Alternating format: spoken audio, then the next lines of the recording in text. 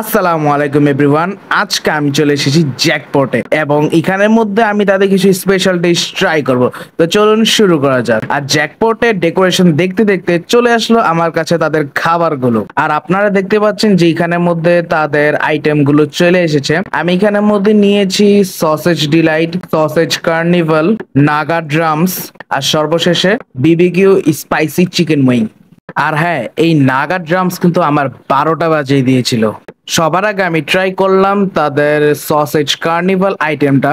এটা খাওয়ার পর আমি বুঝতে পারলাম যে এর সাথে যে মশলাটা দেওয়া হয়েছিল সেটা এর সাথে খুব ভালোভাবে যাচ্ছিল, এ কারণে খেতেও খুব ভালো লাগছিল।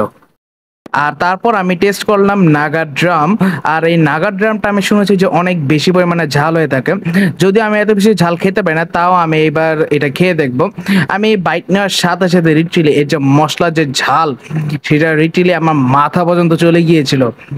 আর তারপর আমি এটা ভাবলাম যে আরেকটা বাইট নিয়েই দেখি।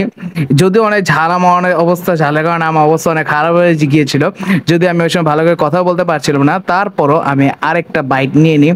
আর বাইট নেওয়ার পর আমি বুঝতে পারলাম যে এটা শেষ করা আমার পক্ষে ইম্পসিবল। তারপর আমি খেলাম তাদের সসেজ ডিলাইট। আর এটা খাওয়ার পর আমি বুঝতে পারলাম যে এইটা আসলে খুবই মজাদার একটা বার্গার। আর তাদের প্রাইস অনুযায়ী এই বার্গারটা একেবারে পারফেক্ট। তারপর আমি ট্রাই করি বিবিকিউ স্পাইসি চিকেন উইং। ভেবেছিলাম এইটাও মনে হয় নাগা ড্রামের মতো ঝাল হবে, কিন্তু এটা খাওয়ার পর আমি বুঝতে পারলাম যে এখানের মধ্যে ঝালে কোনো চিহ্নটুকু ছিল না।